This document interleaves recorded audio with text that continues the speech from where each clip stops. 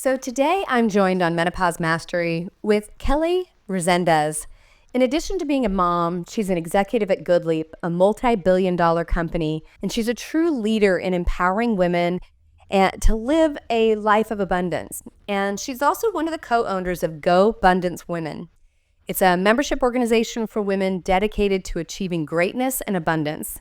Kelly is passionate about helping others adopt an abundance mindset and overcoming self-sabotage to achieve goals. And she believes that joy and success should and do go hand in hand. And she's dedicated her life to helping women find both. What I've found on this journey is that when we fully step into abundance, we accept that we're the creator of our own reality. And we don't give that away to other people. And we still often give away our emotional well-being, our physical well-being to others because, we could make a million excuses why we're not in peak physical, emotional, financial, health. And yet when we step into that ownership role of like, okay, I am the creator, I'm also the creator of my own health and well-being. And so when I look at, why am I so passionate about this is I believe wholeheartedly that the world needs to transform I would just say the whole leadership paradigm that's happening in this country. The world will be a better place when we have a better balance between feminine and masculine energy, and there's more collaboration between men and women. And I think part of this is a health issue. In abundance, in the way that I practice, I focus on what's satisfactory and what I'm powerful enough to shift. And so when I talk to women that are out there, I look at a few things. There are really big differences between the instances of stress between men and women. No, it's absolutely true. A matter of fact, I gave a speech one time at an event, and the speech was actually stress as an evolutionary advantage, human stress. Right? Because we believe we're not supposed to have it. And there's good stress, there's stress that's more, but most of it is your perception of it. It's perception. One person's stressor is another person's, goal and challenge, right? So we have to change that. We have to change that mindset around what we see, because, you were talking about the loss of women in the C-suite, or lack of them. But here's the other thing. We've never been there.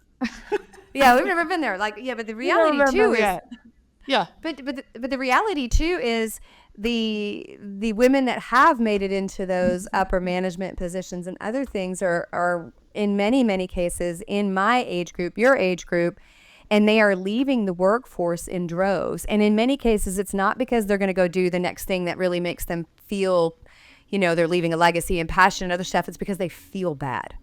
Right? They feel bad because their hormones have tanked, and there's a brain drain. I'm speaking for another organization in January, and they, the HR, group told me we have a brain drain going on, and the executive women who are in these positions are exiting. We do not have women who can step into these roles too. So we're setting ourselves up for failure as women to equalize and create parity in the workforce where women have the same opportunity as men. And we're not going to go down the misogyny world, but we have to feel better and do that. And that's, I think, a unique perspective you have, because you have tools that are not just hormones and the physicality of functional medicines.